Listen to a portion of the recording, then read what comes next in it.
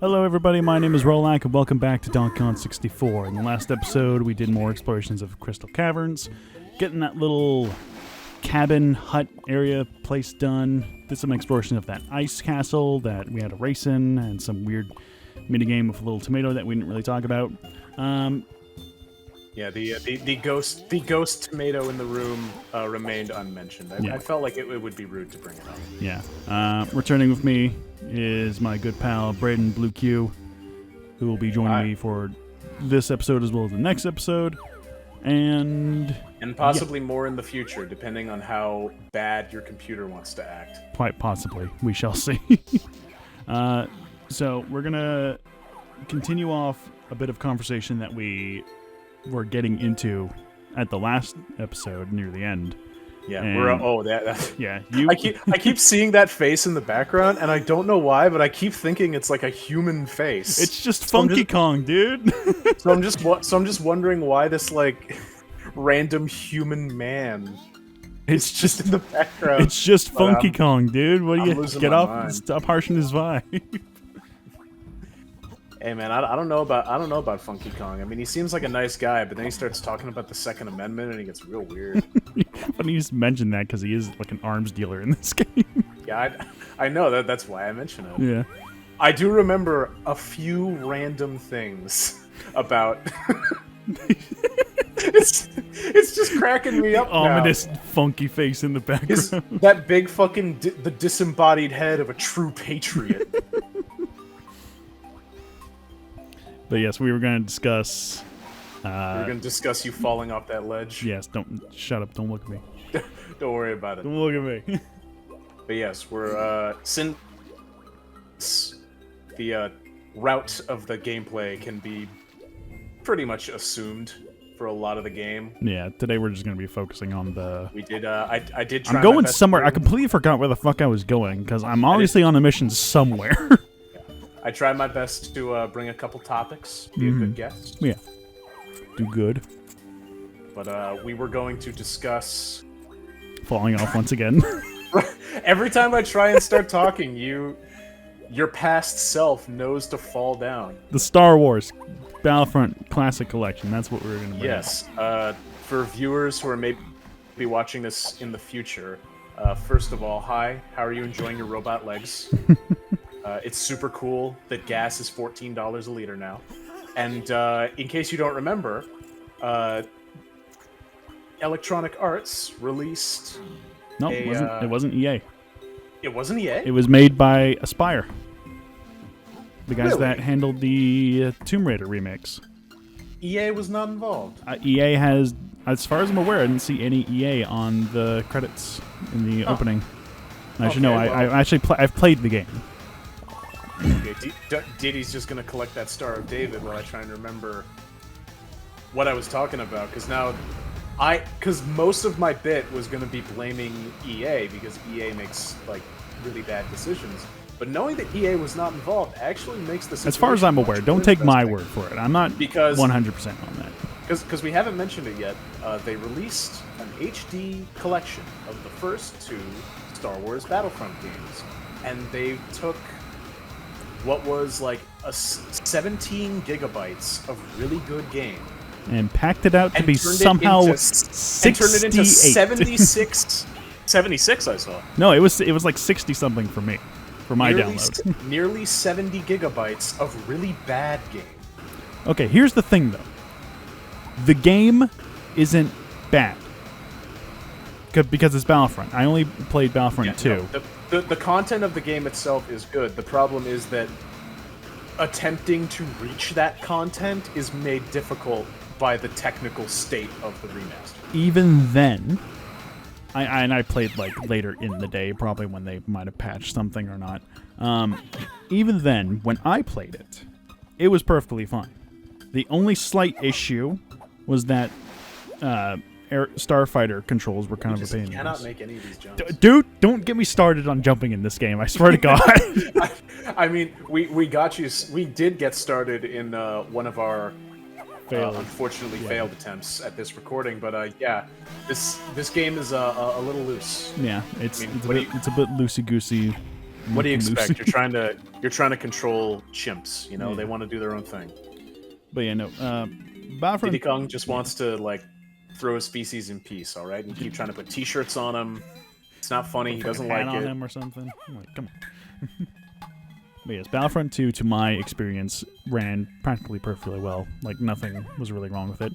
The main issue a lot of people are having is that there were only, when it launched, apparently, I don't even know how much of this is true, there were only 3 servers for 64 players. Yeah, I think I was talking with another one of our friends about it in a call, and I believe he mentioned a maximum server capacity of around 2,000 at launch? Something like that. I wouldn't know. Here's the thing. I played the shit out of Battlefront 2 growing up. Like, it was like one of my favorite games growing up. I never fucking played the multiplayer. It was all AI stuff for me. So, like, the fact that the multiplayer isn't, working to some people is not a huge problem for me. But I can understand the gripes with it. I mean, like, that shouldn't be a problem now. But apparently there's now, like, a bunch of different servers. There's so much more servers for, like, 64-player lobbies. So they are, improving upon it. And I'm glad for that because maybe I'll actually do some multiplayer stuff in a game that's, like, 15 years old. I mean, hopefully for everyone who spent money on it, they get it to a state where it is at least as good as the version you can steal, right? Because that's always what you're competing with. Because, like, I never figured out how to get any mods working in the Steam version of Battlefront 2. Because it's just a fucking mess. You gotta go to this website. You gotta mess around in the files. You fucking doesn't have a workshop option. It's classic. You don't have like the Nexus mods like Vortex app that'll just do all that for you. Oh, this is a fun room. This is a very fun room. Yeah, this is the totally not ice, you guys. No, it's fine. It's Igloo. It counts. Totally has no ice. So there's a fun thing with this big. None. Nunca. There's a big fun thing with this thing. If you touch the walls of this big ice maze thing, look how much health you lose. Oh shit! Yeah. So you lost a whole melon. Yeah. You have to get around this entire thing while collecting small bananas, and you have to get to the very center of it. Almost did it first try. You have to collect a bunch of things going through. Man, I just run right into it, so I just give up and die at this point. While you're running through, you have to collect regular bananas. Donkey Kong lost all hope. And then at the center of it, there's the golden banana. There's also a banana balloon floating around at the top, and I'm pretty sure you can do that at any point in the room. Yeah, I feel like the jagged maze that takes off a third of your health if you touch the walls is already pretty bad with these controls. Putting that maze on ice and making it spin. Okay, there is no ice physics in this room, though. Okay, because I was gonna say that is a fucking choice. It's just the memorization that you have have while you're running through this. This is the Dark Souls of spinning ice mazes. And thankfully, that's all you have to do. There's like some bananas you have to collect in there. There's the golden banana, and there's the banana balloon in the middle. And I'm just doing another quick check to see if I had missed any, which I don't think I did. Poor Donkey Kong.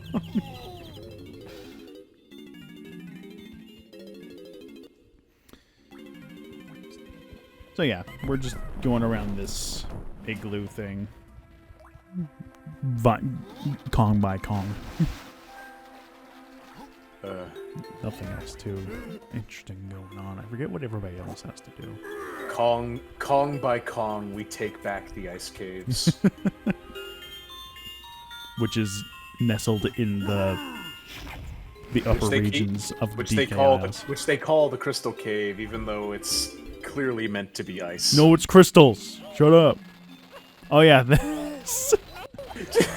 Is this another room where Chunky Kong just dies? No, it's where somebody else died. Oh God! They just have a hostage, and there's these fire dudes that just try to kill him. These cool like Blues Brothers fires. Yeah. Are just going to. Like, they're going to try and blow up the barrel, but the barrel's fuse is already lit. They gotta make it lit faster. These fires are actually just trying to save this horrendous-looking rabbit. I don't know why, but that rabbit looks wretched to me. Yeah, Something no, in the it's eyes. not. It's not great. The fact that the eyes are like shadowed, like behind them, it looks like a Conker's Bad Fur Day character. Also, this is another. We brought this up at some point where it's just a random thing that doesn't really make a lot of sense in this area per se. Yeah, why is this rabbit here? Why is he strapped to a TNT barrel in this igloo, in this cavern level? You don't get a lot of explanations with these type of games. Oh well, I mean. Then again, it is a video game about a bunch of different monkeys collecting a bunch of different things, which monkeys usually don't collect, as far as I'm aware. This was, I don't believe monkeys very often use pads on the ground to teleport in ice caves to play the saxophone. Not to our knowledge, at least. Yeah, not while we're watching, anyway. It's all secret monkey business. That's what monkey business is. It's like baby geniuses, monkey geniuses. But yeah, well, I mean, when you're making a 3D platformer where the plot is go to every level and get all the shit, like you can kind of just do whatever you want. Like, why are there big giant swords hanging in this igloo? Yeah, that's a good question as well. What is he doing? He's respawning. What are you talking about? He's having a grand old time. Cautious. Take 2 hits. So they're fun to deal with.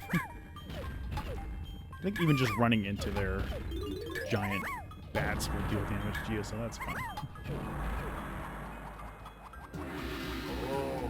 It's bad. He just like radical Larry's out of the ground. I missed era of like mainstream releases where they were just doing whatever they wanted and they didn't have to give a shit or have any type of aesthetic cohesion at all. Yeah. Like, you can have like this big like gobbledygook looking like crocodile guy with his big mace in an igloo fighting gorillas, and then a little yellow fairy comes down and gives you a gun. And that all just works because fuck it, it's a video game. Yeah, like, you really want an explanation for this shit? The people who made this game probably can't explain it. Video games have been getting a little too smart lately. I think they need to get dumber. We need more games where you just play as monkeys collecting things while fighting crocodiles. Yeah. We need a remake of The Last of Us where you just play as chimps. Oh man, the chimps perspective of The Last of Us. the chimps of us. The chimps of us. Planet. The last of the Planet of the Apes. Oh! Very nice. But, yeah, I mean, it's just The Last of Us, like, cutscenes, but with the DK mode from GoldenEye 64, where everyone's heads are huge and their arms are long. Games don't do that anymore. Just Ellie screaming about how she's lost everyone she's ever loved, and then the camera cuts over, and instead of Joel, it's Lanky Kong. No, instead of just Joel's sad face, it's just, like, the head texture, like, crunched out. Yeah. Because those things affect in-game cutscenes as well. Yeah, video games need to do more stupid shit. Yeah. They really do. I mean, I've talked before, to anyone who will listen, about how every video game should be more like God Hand. Where it's just like, the mechanics here are great and really fun to play with, but everything else is just a random shitpost as an excuse to have more gameplay. Yeah. It's like, oh, one of our artists made a cool, like, level that looks like the canals in Venice. Okay, cool. Put it right after the like, exploded battlefield and the cave and like the wizard cave. Oh, and then what level's going to be after that? Oh, after that we'll have the amusement park, and then we'll have the giant oil rig in the middle of the desert. Cause fuck it. It sounds. That's big. why I'm. I mean that's why I'm so glad. Like, and at the point we're recording this, I haven't played it yet. But Alan Wake 2 has all that really dumb, weird shit in it. Oh, yeah. And they just like, hey, we're presenting the Game Award, and they come out and they do the big silly dance with the big silly song, and it's like, man. Like, as someone who loves... Man. As someone who, like, does enjoy art and, like, things that have a deeper meaning and, like, a message to bring forward, I do also kind of think that you should just do stupid shit more often. Yeah. And, I mean, that's an approach I take to, like, my real life. If anyone who's ever met me, I do stupid shit all the time. But that's funny. Yeah. Like, this game is the epitome of stupid shit. Because nothing makes sense in this fucking game. This game is the epitome of, we made a level, what do we think would be neat? And then they stick a bunch of things that may or may not make actual sense. Yeah. Which is, I mean, I don't know if you've ever played it, but the original Thief games were actually kind of made like that. Where, at least I know Thief 2 was, they had all the designers just make levels, and then they wrote a story around what levels they had. So that's why there's, like, a weird aside where you have to go and rob a pirate ship. Because someone's like, oh, I made a really cool fucking pirate ship level. It's like, why did you make that? I don't know, I just felt like doing it. Because it was cool, and because, you know, it's like... This fucking minigame. Sorry to interrupt your tangent here. Is this the Donkey Kong firing squad? So, like... this minigame is very stupid. The goal of this minigame is to hit the golden banana. Is to hit the golden banana and not any of the other Kongs. But in the later levels, these minigames, this one specifically, the time where you have to shoot the banana gets shorter. It's impossible to do it unless you predict it, or if you pause right before it appears, and then you aim and fire. Oh yeah, like the interval where you have to, like, move your reticle to shoot it is so short that you just have to predict where it's going to be. Yeah, and here's the weird thing. I'm not sure if that is because of the N64's natural lag. Like, because that was the thing they did. Right? That's the thing they did with the N64 for a lot of games, is that they used its natural lag to their advantage to actually build a game around it. I think a good example is in pretty much the entirety of Star Fox 64, where apparently that game is almost impossible to play at a normal FPS. Yeah, because when a big enemy shows up or a big explosion happens, then you get that natural software slowdown. That indicates that you have to get out of the way. Yeah. And I think and then it also just feels like cool slow-mo. Yeah. And I think it also took effect in Banjo-Tooie, more so in the second race you get with Canary Mary, because I'm pretty sure the game's supposed to be slow at certain points in the original N64. But they never really fixed it on the Xbox Live Arcade version. So, yeah. A lot of people complain about some of the the N64 Online having the game run at like a lower frame rate sometimes.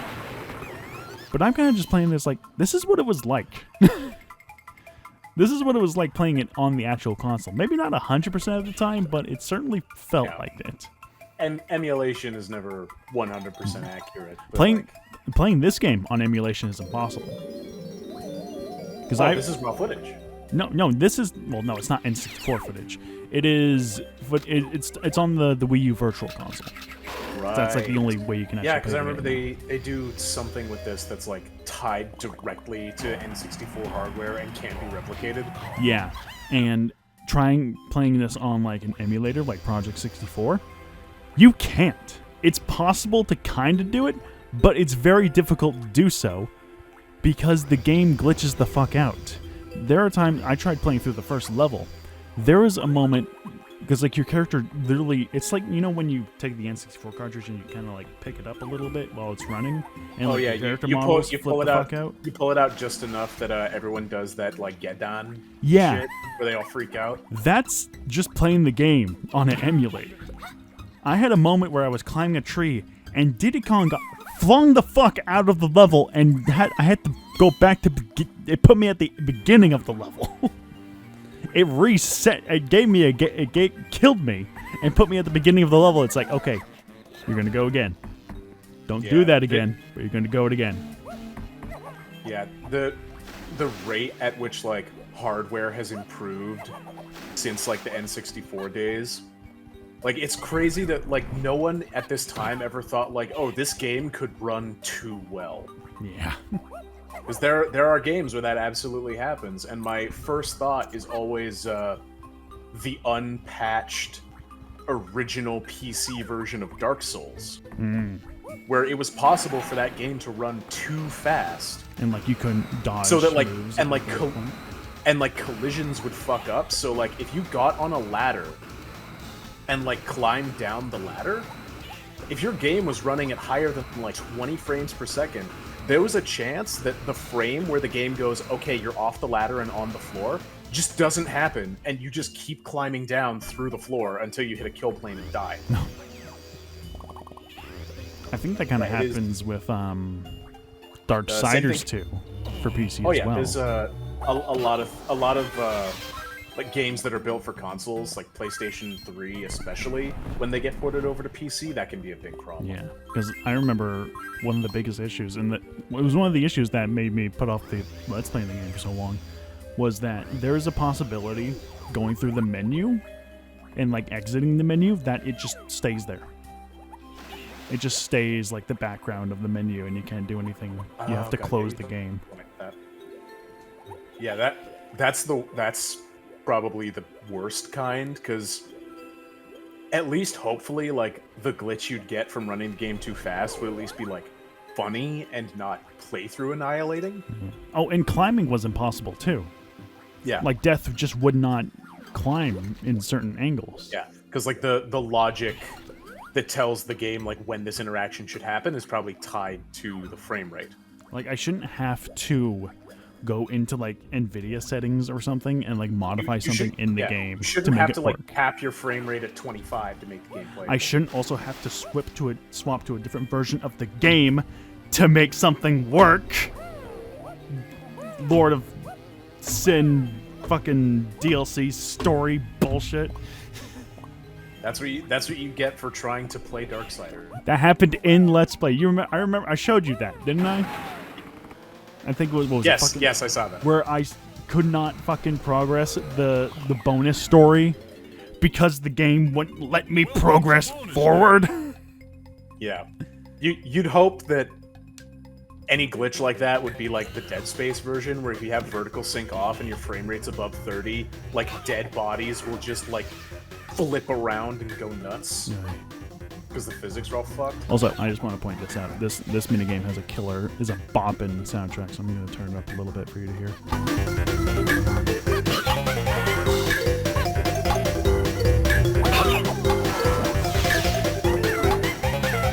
I guess with the way we're recording this, we're probably not talking too much about the audio landscape, but I will say one thing I do know about Donkey Kong Country is that it does have a fantastic soundtrack. Oh yeah, Grant Kirkhope is like renowned in his like even beyond the DK rap, which is like evergreen. That's going to exist. That's going to exist after Donkey Kong stops existing. Yeah. Like, people aren't going to know what it's in reference to, but they're like, yeah, there was this N64 game that had this fucking rap. But, yeah, like, a lot of rare games really did have fantastic music. And, like, not even just, like, fantastic as game music, but, like, legitimately good compositions that you just never hear about because it was in a video game at a time where, you know, the artistic merit of video games was not really ever thought about. And this is me discovering this area that I completely forgot existed up until this point. The cabins. Yeah, this is like the whole other like little side area with other cabins that I completely forgot about up until then. With the floating woman's head. Yeah.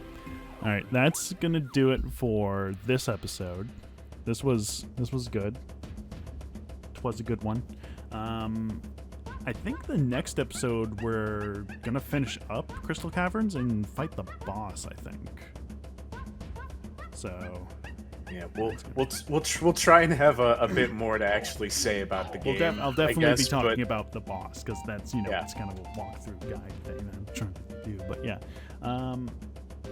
So yeah, next time we're going to be wrapping up what is left of Crystal Caverns, taking on the boss, and seeing what else awaits us then. See you guys next time. Bye.